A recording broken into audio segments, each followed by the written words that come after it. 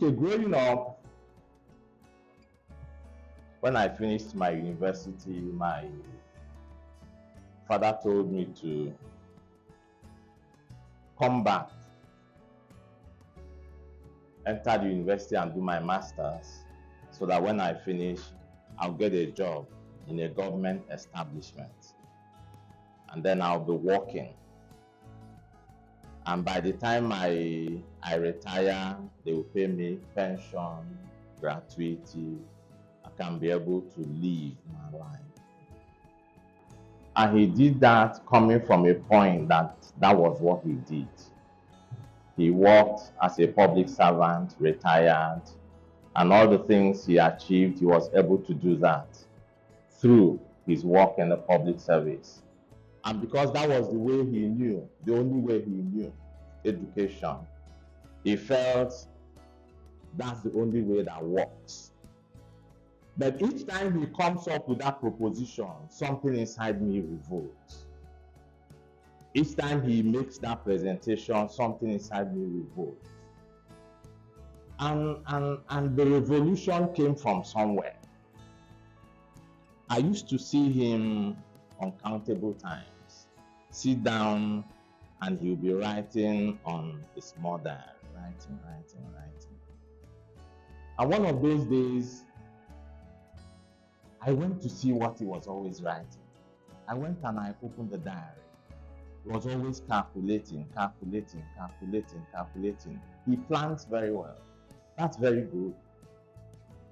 And sometimes when we come in and we place a demand, he tells us that, my salary comes at the end of the month. And my salaries are budgeted.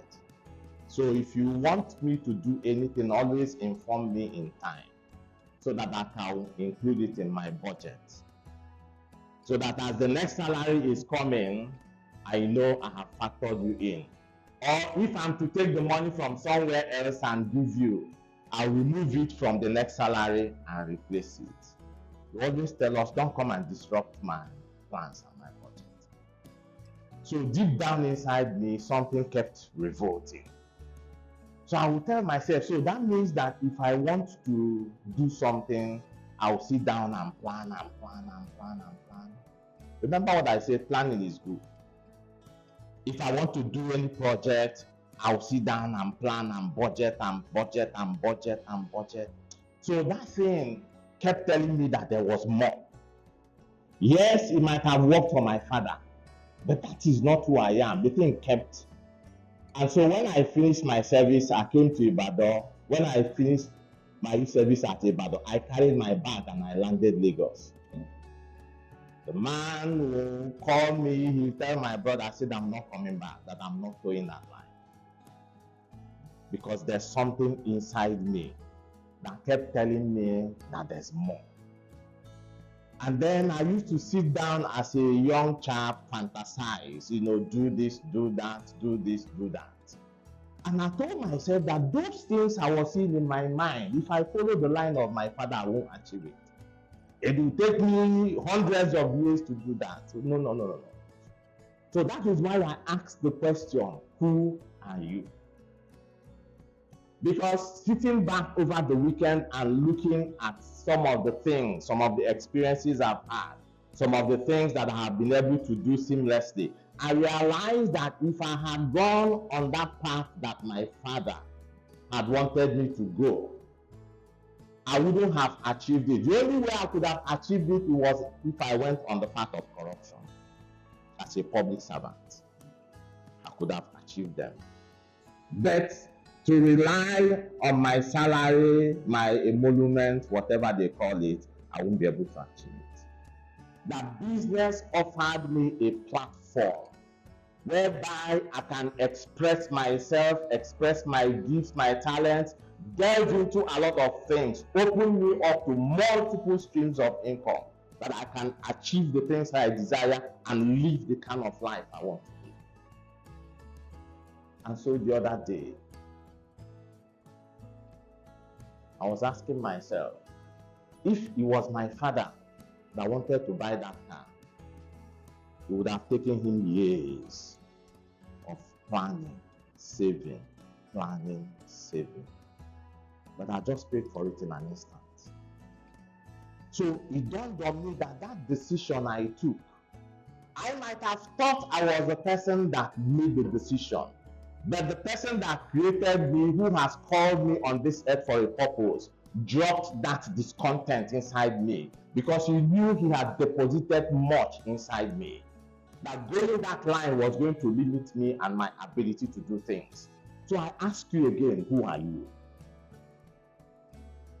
Because the circumstances of our birth, life, and experiences over a period of time begin to shape us and mold us into who we actually are not. And because we don't know how to resist them, we don't know how to break out of those molds, over a period of time we begin to walk that path. But in the place of walking that path, you realize that deep inside you there will always be dissatisfaction. So who are you? I was telling them a story, I think on Friday, about water. That growing out where I grew up, we moved from a part of the town that was developed to a part that wasn't developed. And when we got there, there was no power, there was no water. We used to go to the river to fetch water. And what my father does, because he works in the town, every morning he puts 4 25 kg gallons in his boot. When he gets to his office, he fetches water. That's the water we drink. We were using the river water to cook, and sometimes tankers will bring water and we'll buy. And so, washing my father's car, there's this big Milo, a cup of it. What you do is that you put the cloth, you squeeze it. And so, I have my children. I'll enter the kitchen and I'll see Neche washing plates. He puts on the tap and the water is running. His water is running. He's washing and he's singing and the water is running. I tell Neche, you're wasting water. You're wasting water. Get water in a bowl.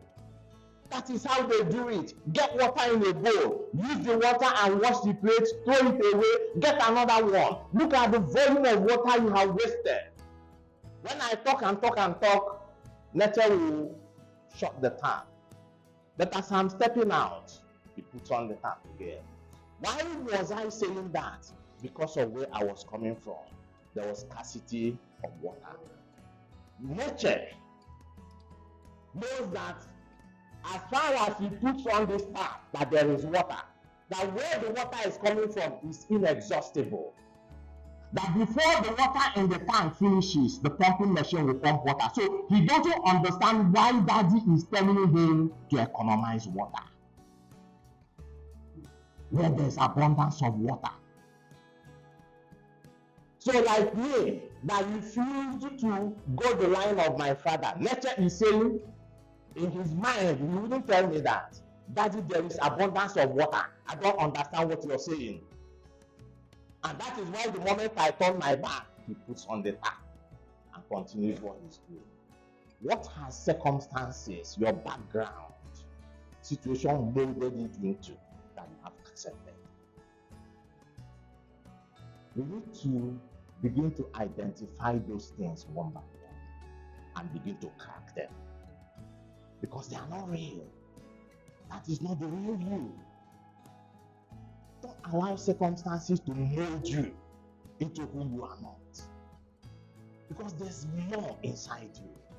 There's more. There's more. There's more inside you. You can do more. You can do more. You can do more. You can do more. Just identify the fact that for me, I am work in progress. But this is who I am, and I cannot judge myself, take my decisions, live my life based on this one, because this is who I am. That this is who I am. So whatever I am doing, I am developing myself. I am building up my capacity. I am transforming my mind, because I know who I am and where I am going. So today you might look in your pocket and you don't have 1 million naira. That's not who you are. You have far more than that. As a matter of fact, you're a channel of school education of thousands of people. What you're doing now is that you're developing yourself, building up the capacity that when the access comes, you can be able to manage it appropriately. Do you understand what I'm saying, gentlemen? So who are you? I told my wife this morning, you need to go back into your mind. You need to go back. You need to go back. Those dreams you used to have as a young, you know, children, they are limitless in their imaginations. They can think anything because to them all things are possible. But when we begin to grow up, circumstances, parents, father figures, and the rest of them, you say, when you say you say you know, they begin to shut down that capacity, shut down that capacity, shut down that capacity. Over a period of time, you see people operating like zombies because circumstance has molded them into what they are not. And that was what Pharaoh did with the Egyptians. He said, let's make them hewers of wood and fetchers of water. Over a period of time, he was able to reprogram their mind. That even when they came out to the wilderness, they say, let's go back. It is better for us that we are there as servants to the Egyptians. Because circumstances has remolded their mind. Don't allow circumstance to remold your mind. Because what it's going to do is going to limit to a great extent how far you can go. I look back and I remember there are times I'll sit down, years back, and I'll see certain things I want to do, you know, and I'll look at myself that I am unable to do those things. But I realize that one thing I normally do is that I never allow those dreams to die. I still go back to my subconsciousness. When I'm alone, I close my eyes. I dream a lot. I close my eyes and I see those things, and when I wake up, I laugh. What I am doing is that I am fanning the flames of those things. There was a time I used last week, Damoweaka. Those dreams, begin to interact with it. That is how you keep the flame alive.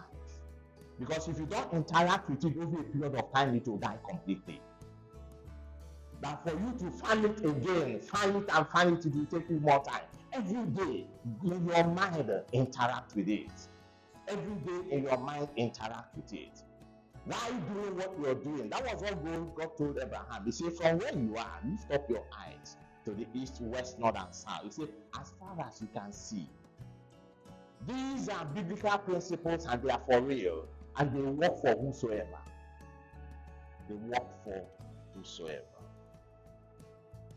And so, I want to talk briefly on some of the things I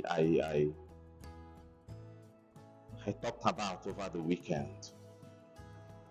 I was going through it and I saw in one of my confessions that I used to make some years back that in Walls and Gates we raise leaders. Our leaders set the pace because we know who we are. That we are not the wretched of the earth. There's a book, Wretched of, that we are not the wretched of the earth. That we are change agents. We are agents of transformation, specially made, fully equipped and well loaded with different skill sets to drive the change we desire. So what change do you desire in your space? What change do you desire in your family? What change do you desire in your community, in your networks? In this nation and the world at large? Look no further. The solution has come. And who is the solution? You. You are the solution. I've told you people how we resolve power in my community. Because I'm the chairman, we normally hold our meetings, we rotate it, and that particular Sunday, the meeting was supposed to be held in my house. I was the host. So I was thinking about it. I told myself, look, that this organization is Agro Management Development Union. that I have been the chairman for so and so time. What can we point to at the development strides we have taken? We gather here every Sunday, once a month. We talk about things, but what can we point to?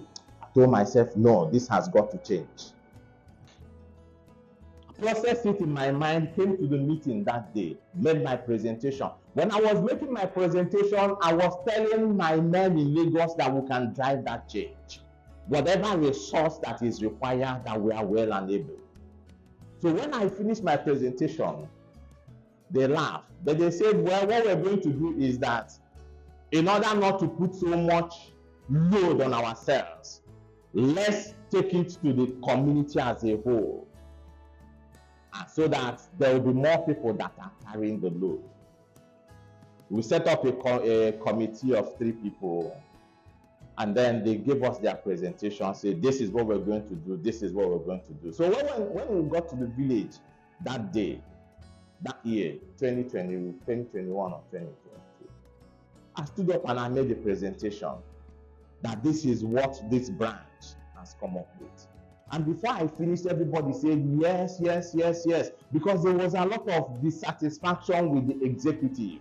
When you come for meetings, all you'll be hearing that this one ate money, this one ate money, this one ate money, this one. That's what will dominate the meeting for like 3-4 hours. I said, is this why we left our various locations to come here and sit down for hours and listen?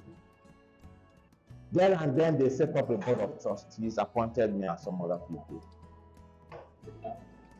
And then we asked ourselves, what do we start with? We agreed we're going to start with power. Because we've been sharing a transformer with one community, and for like almost 2 years, there was no power. Because the transformer had an issue, you tell this community to bring, they will say they won't bring, you tell it for almost 2 years. So when we go home, we run generator, and we rose up. By the end of that year, we have put the first transformer. The next year, we put the second transformer. And that is because somebody sat down in his closet, looked at it, and told himself that I am the solution. What solution are you? You are solution to something in your family. Your solution to something in your network. Your solution to something in your community. Your solution to something in your state. We are solution providers. And when these thoughts begin to come, what the average person does is ask, where will the money come from? It's a very valid question. But can you set the money aside for the time being? Because when the idea is right, the money will follow it. We spent more than about 51 million naira doing those things. All the money didn't come from me. As a matter of fact, one person gave us 14 million naira. Meanwhile, that person has been in the community all those years. So what they needed was a change catalyst, somebody that will rise and say, this is where we're going, and others will follow. We are the change. We are the change. We are the change. Change is not this one politicians promise also. We are the change. And it starts from your immediate space. We are the change. Just understand that you are work in progress. You are just building up your CV to take the world when the opportunity arises, because the opportunity will definitely come. For David, he came when he came to the battlefield and overheard Goliath talking. For Joseph, he came when the king sent for him. For Daniel, he came. The opportunity will definitely come. But before it comes, you need to be prepared. You need to be honing your skills in your private space. You need to be presenting yourself. You need to be preparing yourself, I mean. I stand in the room and I sit myself and I close my eyes and I see myself talking to thousands of people. Not in Nigeria, on a global space. I talk, and I get the vibes coming from there. And I am responding to the vibes. That by the time I finish my presentation, because I have an aircraft, a private jet waiting to take me to the next city, I go out by the side entrance. And as I am stepping out, I see people gather. Mr. Okedechi, can we have your contact? That is who I am. Who are you? Who are you? This is something I want each of us to go back and think about. To go back and think about. There's no lack anywhere. The Bible in Isaiah 60:22 says that the little one shall become 1,000. The little one shall become 1,000. And Zechariah 12:7 and 8, he says that the small one amongst them shall be like David. The small one. You can imagine the capacity of David. He said that the smallest one, who is the smallest in our midst now? I can look at Sheol, I can look at Israel, size-wise. That can be like David. You can imagine that, operating at that level. What he's saying is that I've given you an assignment, I've given you a picture, I've given you an image, I've given you a vision. Meditate on this. See yourself in that space. See yourself in that space. See yourself in that space.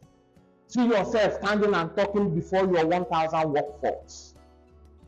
See yourself seated in your space and they are bringing reports that this HOD, this one, you are interpreting the reports. When they present their reports, you look at them, both the things that are written and the things that are not unwritten, you are able to interpret them accurately because you process it. You're always ahead of your game. Where are you seeing yourself? There's always a big picture. There was an image I saw and I gave to Moses. Talked about a young boy, very young boy, about 8, 9 or thereabout. He was driving his bicycle. And while he was driving his bicycle, a Ferrari drove by. I don't know if you people remember that. And the boy turned and looked at the Ferrari, admiring the Ferrari. And he said, it starts with a dream. Don't let the dream die. Because if you let it die, there's a multiplier effect on the people on your network. So, gentlemen, let's rise up. Let's look at that. Think about these things. Think about these things. When I sit down and think about my life, I think about my life 40 years down the line. How will I be? I think about my children. How will I like them position? Think about that. Even if you're not married, think about your marriage. Think about your children. Think. It starts in the mind. God bless you all and have a wonderful week.